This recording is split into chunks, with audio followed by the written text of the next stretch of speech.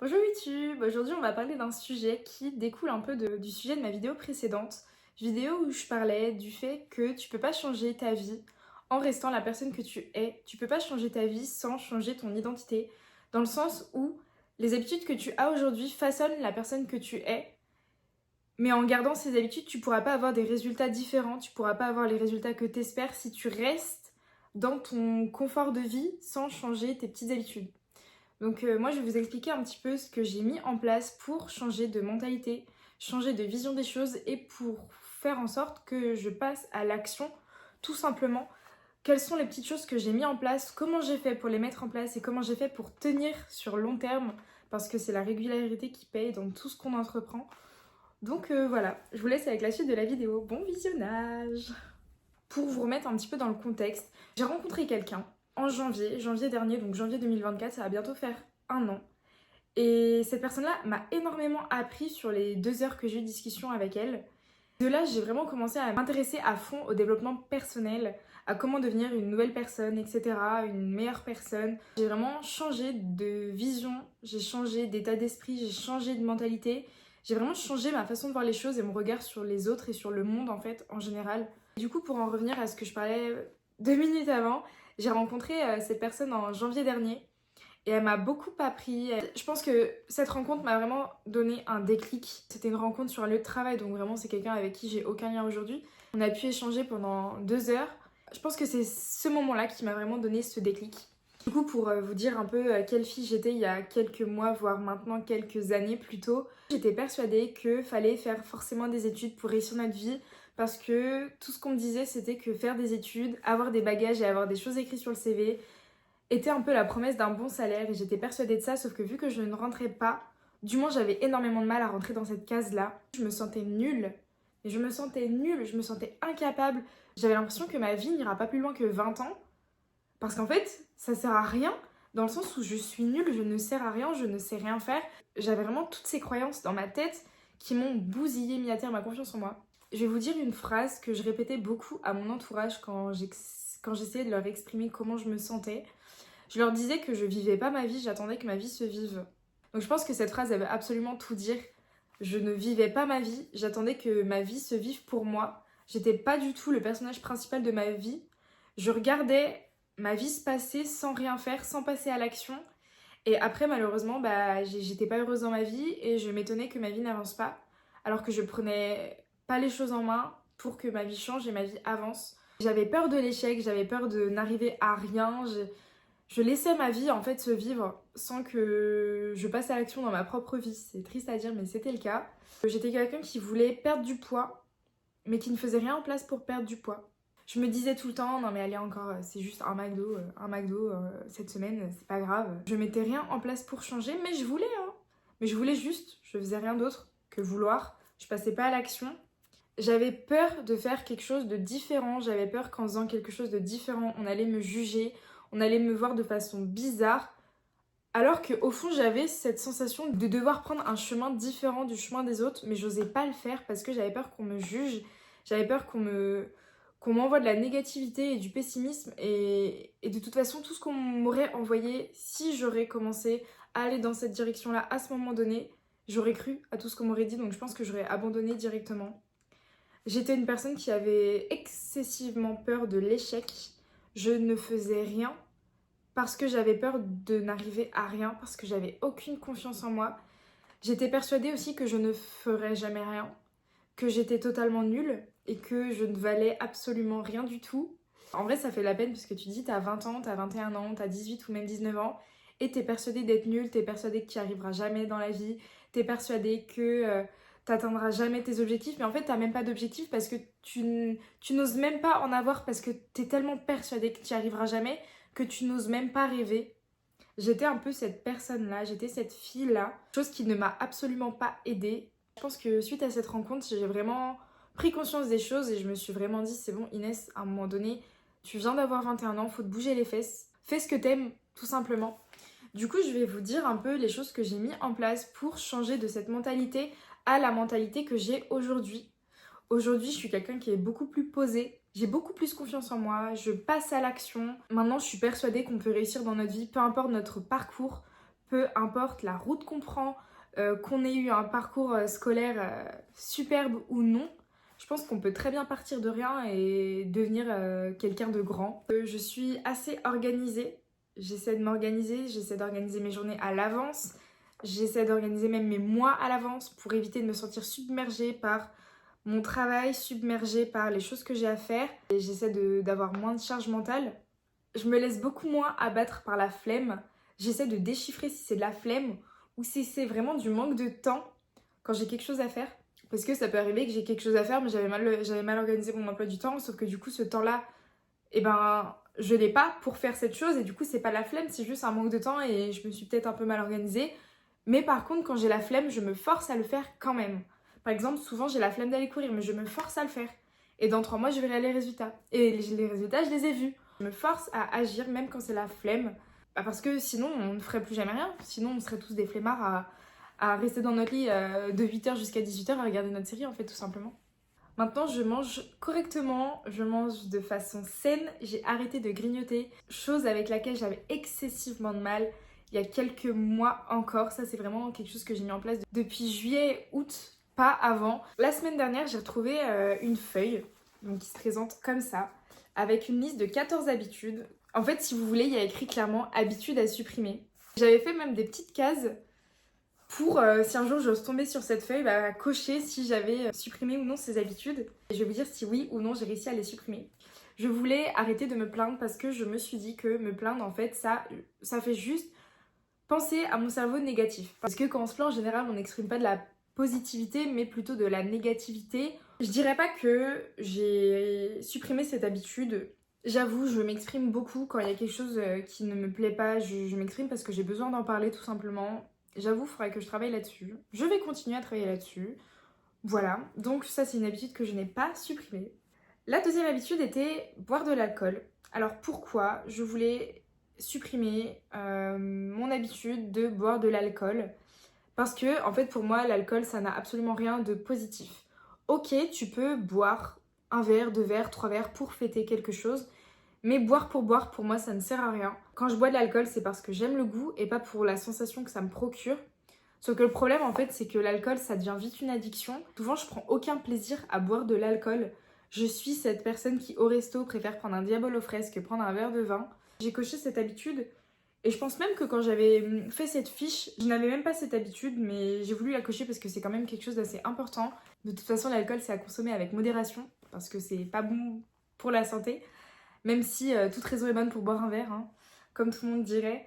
Moi, l'alcool, ça ne m'apporte rien et en fait, je me sens fatiguée le lendemain de... Même si je bois un seul verre de vin, le lendemain, je sais que je vais absolument pas être productive. Je vais même pas réussir à lire 2-3 pages de mon livre. Donc, en fait, ça ne m'apporte rien. Mais par contre, si un soir, oui, j'ai envie de boire un verre, je vais pas m'en empêcher. Enfin, voilà. J'aime aussi l'alcool pour le goût. Le vin blanc, j'aime bien le goût. Le cidre, j'aime bien le goût. Enfin, comme un verre de coca, ok, c'est super sucré, mais je vais pas m'en empêcher si c'est une fois de temps en temps. Donc ça, c'est une habitude que j'ai cochée. J'avais mis comme habitude à supprimer de limiter la consommation de contenu inintéressant sur les réseaux sociaux, chose que j'ai fait et chose que je suis assez fière d'avoir fait. Depuis assez jeune, je suis énormément sur les réseaux sociaux et ces derniers temps, j'y étais vraiment beaucoup, enfin ces dernières années, j'y étais vraiment beaucoup et je pense que c'est aussi quelque chose qui a un peu forgé mes croyances limitantes par rapport au parcours scolaire. C'est quelque chose que j'ai diminué maintenant sur YouTube. Je suis abonnée qu'à des personnes qui vont m'apprendre des choses. Et sur TikTok, j'essaie de faire en sorte d'avoir un algorithme qui va plus m'instruire et m'apprendre des choses, du coup, axé à mindset, dev perso, conseils, etc. Donc c'est une habitude que j'ai cochée et dont je suis assez fière.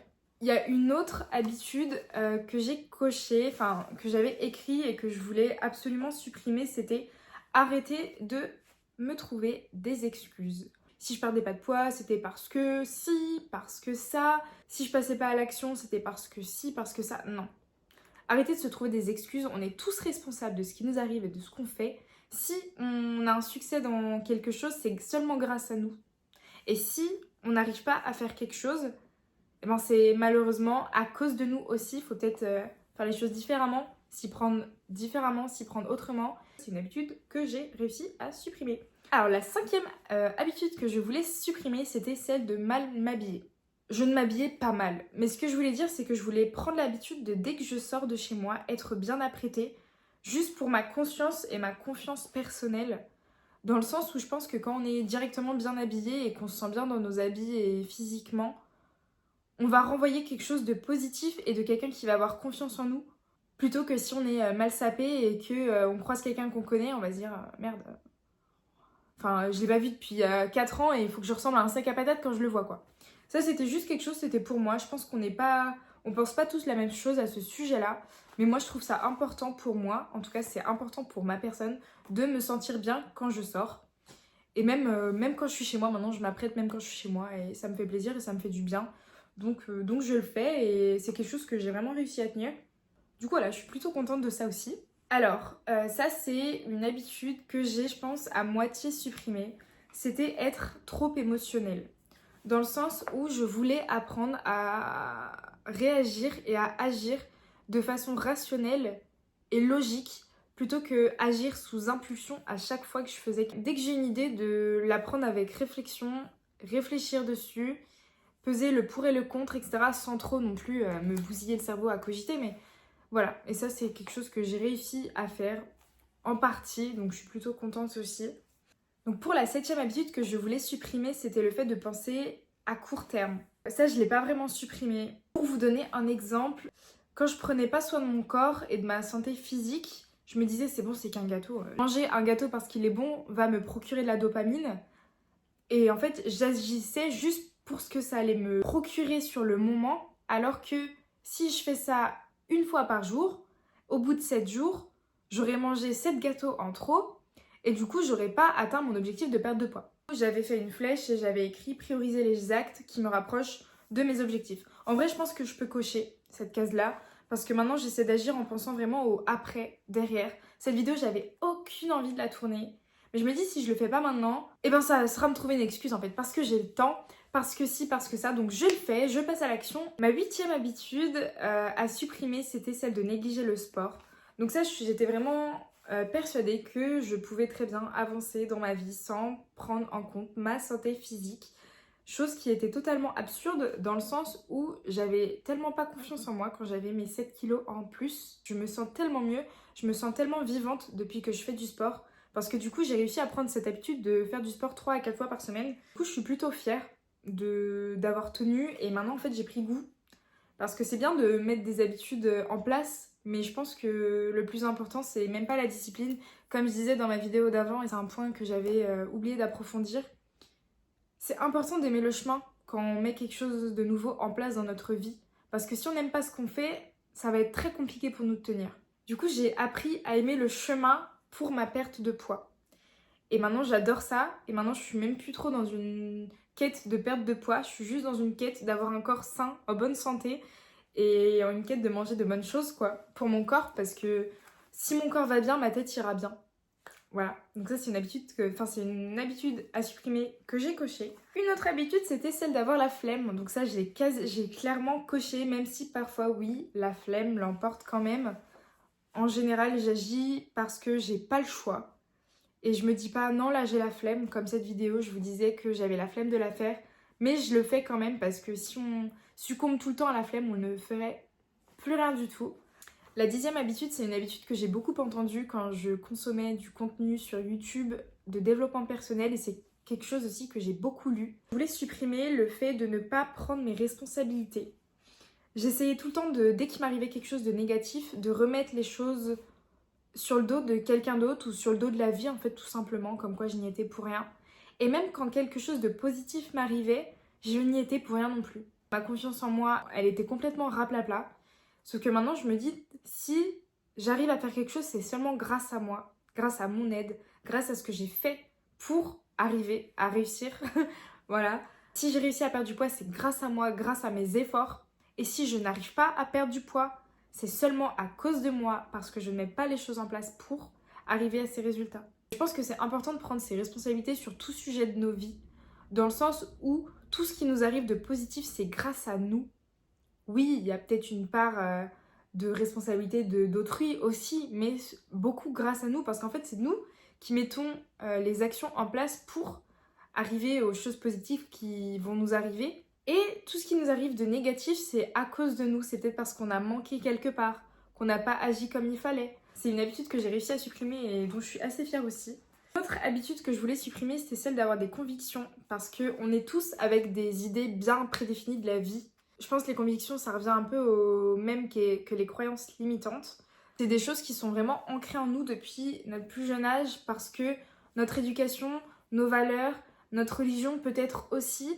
En fait, c'est des choses dont on est persuadé et du coup qui peuvent complètement guider nos manières de penser, guider nos façons d'agir, etc. J'ai essayé de me remettre en question à ce sujet-là. Est-ce qu'il y a des choses dont je suis persuadée depuis petite, des choses qu'on m'a appris, mais que en essayant de me remettre un petit peu en question, est-ce que je suis toujours en accord avec ces choses-là? Ensuite, j'ai supprimé la case procrastiner. Du moins en général, je vais pas dire tout le temps parce que personne n'est parfait, je ne suis pas parfaite, ça m'arrive d'avoir la flemme, ça m'arrive de procrastiner. Je suis humain, voilà, tout simplement. Mais souvent, quand j'ai une petite tâche à faire qui va me prendre 3 minutes, et ben je la fais. Je me dis c'est bon, ça va me prendre 3 minutes, je le fais tout de suite. Je remets pas à plus tard parce que je vais oublier ou parce que je vais avoir la flemme et il faut arrêter de tout repousser. Comme cette vidéo, je m'étais dit que j'allais la faire plus tard. Et au final, non, je l'ai fait direct, même si pour le coup, ça dure pas 3 minutes, ça me dure 1 heure, voilà. Mais c'est pas grave, c'est quelque chose que j'avais prévu à faire aujourd'hui, que je fais, je procrastine pas. Mais oui, ça m'arrive encore de procrastiner, mais sur des petites tâches qui sont rapides, j'essaie de moins en moins parce que du coup, ça diminue ma charge mentale. Vu que si je pense à faire un truc et que, par exemple, je pense à faire un sac parce que demain, je dois aller quelque part, si j'y pense tout de suite et que ça va me prendre 5 minutes, je le fais direct. Comme ça, après, j'ai pas cette charge mentale de devoir ah oui, j'avais pensé à un truc, mais qu'est-ce qu'il fallait que je fasse déjà, je sais plus. J'ai pas ce cheminement de pensée-là, je le fais direct comme ça, c'est fait. Mon mental, il va bien, j'ai pas de charge mentale et du coup, au moins ma tâche est faite et je procrastine pas. Sinon, il y avait une autre habitude aussi que j'ai supprimée et je pense que c'est celle dont je suis le plus fière. Parce que, comme je vous disais au début de cette vidéo, je laissais ma vie se vivre sans agir dans ma vie. Je regardais ma vie se vivre sans passer à l'action, alors que c'est moi le personnage principal de ma vie. Il n'y a que moi qui peux faire en sorte que dans ma vie ça bouge ou quoi que ce soit. Il n'y a que moi qui peux passer à l'action pour moi-même, on ne peut pas faire les choses pour moi. Je suis responsable de tout ce qui m'arrive et de tout ce qui ne m'arrive pas également. Je ne reste plus dans ma zone de confort. J'essaie de faire des choses qui sortent un peu de mon ordinaire habituel, dans le sens où là, avoir créé ma chaîne YouTube, c'est un truc de fou pour moi, dans le sens où je m'expose absolument à tout le regard de mon entourage, je m'expose aux critiques des gens. Il y a beaucoup de personnes qui sont bienveillantes, mais il y a aussi beaucoup de personnes qui sont malveillantes. Je m'expose à tout ça, je sors de ma zone de confort, je travaille sur ça, dans le sens où ça prend du temps, mine de rien, de monter, de filmer, de faire attention à ce qu'on dit, etc. Du coup, je sors de ma zone de confort. J'essaie d'agir sans me préoccuper du regard des autres, chose qui est très compliquée à faire pour moi. Mais j'essaie, petit pas par petit pas. Donc ça, c'était pour les habitudes que j'avais notées, que j'ai supprimées. Je vous conseille de faire de même et de cacher cette feuille dans votre chambre. Et quand vous aurez l'envie de ranger votre chambre dans 1 an, voir si vous avez changé ou pas. Et si vous avez changé, ça va vous faire un bien fou et vous allez avoir une sensation de confiance en vous qui va vous venir et vous allez vous sentir mais méga puissant. Vous allez vous dire mais je suis capable de tout en fait. Après oui, je t'avoue, ça vient pas du jour au lendemain de mettre des nouvelles habitudes en place. Pour ce faire, je te conseille de noter 3 habitudes que tu penses capables de tenir sur long terme, mais des choses simples, vraiment des choses simples pour commencer. Alors, je m'étais dit que à partir de maintenant, j'allais 10 pages d'un livre par jour. Voilà. Et j'essayais aussi d'associer un moment de la journée à cette habitude-là. Donc je fais ça tous les soirs avant de dormir. Et du coup maintenant je le fais tous les soirs, sauf quand il m'est vraiment impossible et que je suis vraiment trop fatiguée pour lire. Je vais pas m'imposer une lecture alors que je vais m'endormir sur ma liseuse. Donc tout ce que je vous dis là, c'était vraiment à partir de janvier dernier, janvier 2024. Je voulais me former 1 heure par jour. J'avais le temps de le faire. 1 heure par jour sur des sujets qui m'intéressent. C'était beaucoup de développement personnel à mon sujet, mindset, façon de penser, etc. Enfin, remodeler un petit peu tout mon cheminement de pensée, ma mentalité, afin déjà de supprimer mes croyances limitantes. Chose faite, d'ailleurs, j'en parle dans ma 2e ou 3e vidéo, je sais plus. Ça, c'était vraiment 2 petites habitudes que j'ai essayé de mettre en place de janvier à juin-juillet. Et en juillet, j'ai eu un autre déclic. Et je me suis dit, Inès, c'est le moment où tu vas perdre du poids. Et là, je me suis dit, à partir de maintenant, tu vas faire du sport 3 à 4 fois par semaine. Donc je me suis dit, c'est quel sport le plus pratique pour perdre du poids et le plus pratique tout court au niveau praticité. Est-ce que j'ai besoin de m'inscrire à la salle de sport et payer un abonnement? Est-ce que je dois prendre ma voiture pour aller faire ce sport? Est-ce que je dois m'inscrire à des cours de danse, etc. Et je me suis dit que le sport le plus simple à pratiquer, c'était la course à pied, dans le sens où tu as juste à mettre tes baskets, tu sors de chez toi et tu vas courir. Je suis allée courir, j'ai fait 300 mètres, j'étais épuisée. Mais je me suis dit, je ne m'arrête pas là, je me force, il faut que j'apprenne à aimer la course.